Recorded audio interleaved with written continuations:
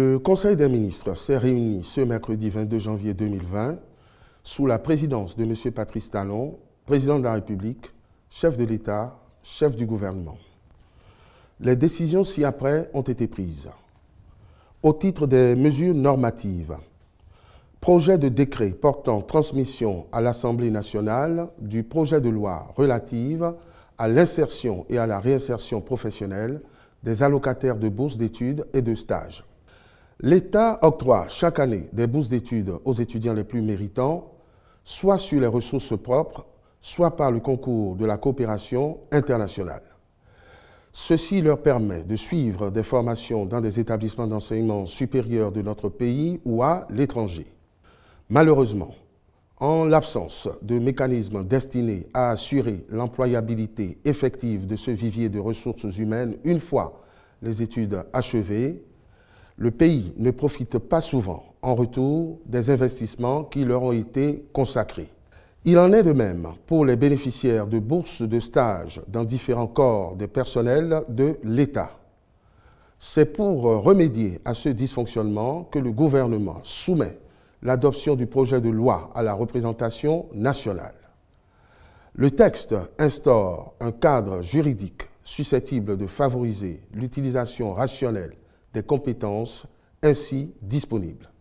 À ce titre, il est désormais instauré un contrat d'engagement citoyen par lequel tout allocataire de bourse octroyée selon certaines modalités sera appelé à mettre les aptitudes acquises au terme de sa formation au service de l'État pendant une période donnée sous peine de déconvenue. Aussi, sera-t-il créé un fichier national des bénéficiaires des dites bourses d'études et de stages permettant de suivre leur évolution et de s'assurer de leur meilleure insertion ou réinsertion professionnelle. Déclaration d'utilité publique des domaines frappés de servitude par les travaux de réaménagement du boulevard de la Marina est situé dans la rue 5.077. En dehors de l'axe giratoire qui part du supermarché Erevan au carrefour de la Loterie nationale du Bénin, les dits travaux prennent également en compte la rue 5.077 allant du carrefour du port de Cotonou au carrefour des Cheminots. Elle sera élargie et aménagée en 2 fois 2 voies avec la possibilité de porter son emprise à 2 fois 3 voies. Les limites du tracé de la nouvelle voie frappent de servitude de reculement les propriétés attenantes à la voie publique. Les délais impartis pour l'achèvement des travaux justifient le recours à la procédure d'urgence en matière d'expropriation.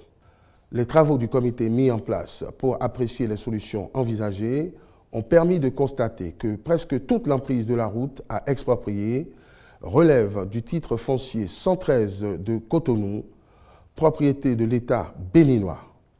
Ainsi, seuls 2 titres fonciers distincts créés au profit d'une banque privée et du port autonome de Cotonou seront pris en compte pour le dédommagement conformément au texte en vigueur.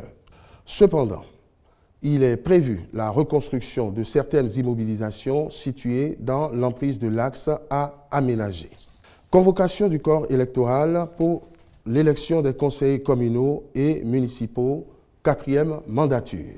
Les dernières élections communales et municipales ont eu lieu le 28 juin 2015 et les conseils communaux et municipaux actuellement en place en sont issus.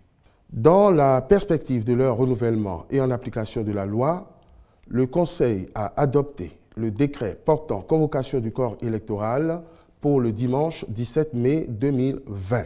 Par la même occasion, le Conseil a instruit les ministres dont les services interviendront dans la délivrance des pièces nécessaires à la constitution des dossiers de candidature à l'effet que ceux-ci facilitent la tâche aux demandeurs. Transmission à l'Assemblée nationale de divers projets de loi. Dans le but de conduire à leur terme certaines réformes majeures, il est apparu nécessaire d'adopter les textes de loi qui en conditionnent la mise en œuvre et ou de procéder à l'actualisation de ceux existants. À cet effet, le Conseil a décidé de soumettre à l'Assemblée nationale pour adoption les projets de loi portant Modification de la loi numéro 2019-11 du 25 février 2019 portant renforcement juridique et judiciaire de la gouvernance publique. Loi organique sur la Cour des comptes. Modification et complément de la loi numéro 2018-18 du 2 juillet 2018 portant régime juridique du bail à usage domestique en République du Bénin. Modification et complément de la loi numéro 90-016 du 18 juin 1990 portant création des forces armées béninoises. Statut spécial des personnels militaires des forces armées béninoises. Statut spécial du personnel des douanes en République du Bénin.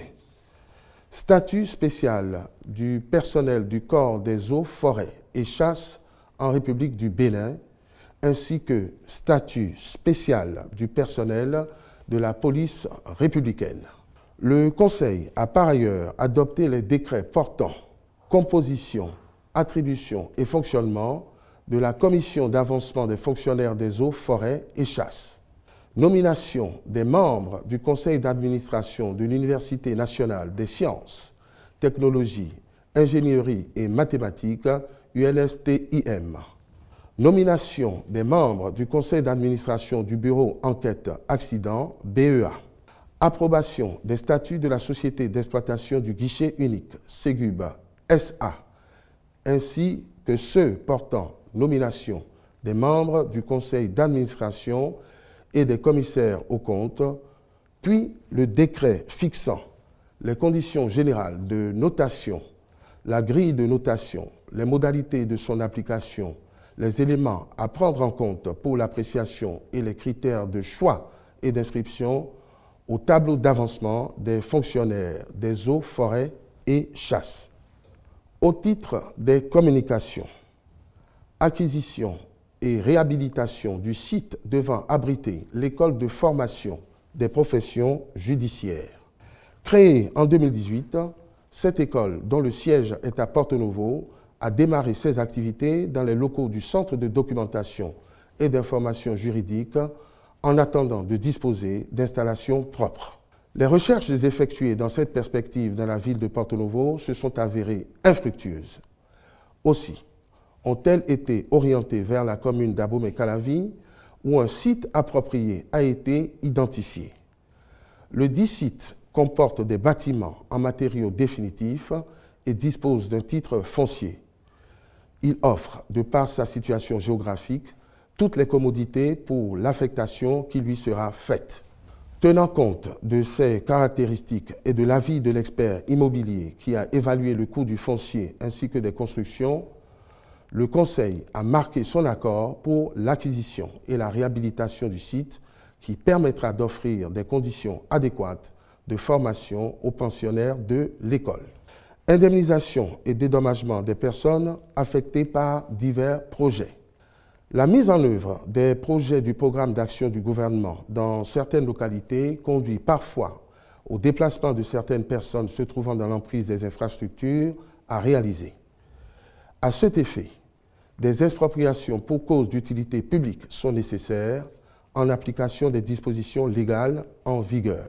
C'est dans ce cadre que le Conseil a approuvé les montants d'indemnisation et de dédommagement des personnes affectées par les projets de logements sociaux à Abomey-Calavi, Abomey et Parakou, des cités administratives d'Abomey-Calavi, de Natitengou, de la caserne militaire d'Aladar, du marché de gros d'Abomey-Calavi et du marché de Ouegbo, ainsi que des personnes affectées par le projet d'aménagement d'un complexe touristique Marina à Djegbadji, commune de Ouida.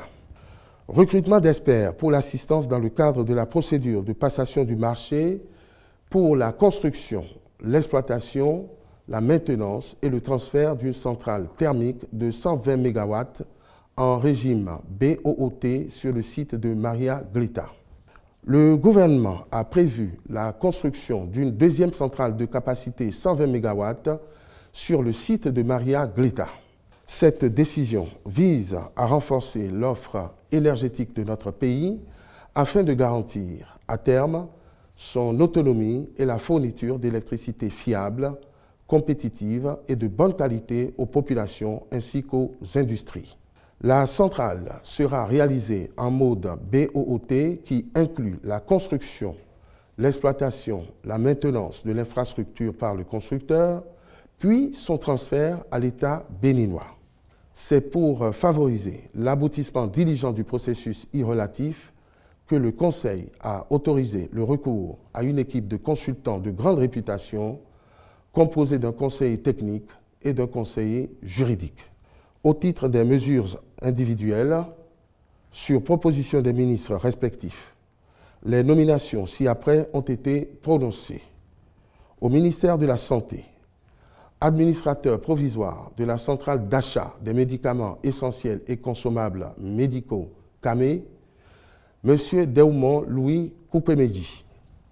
Au ministère du Numérique et de la Digitalisation, secrétaire général adjoint du ministère, M.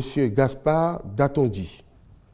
Directrice de l'administration et des finances, Mme Toinse Augustine Capo, épouse Soglo. Je vous remercie.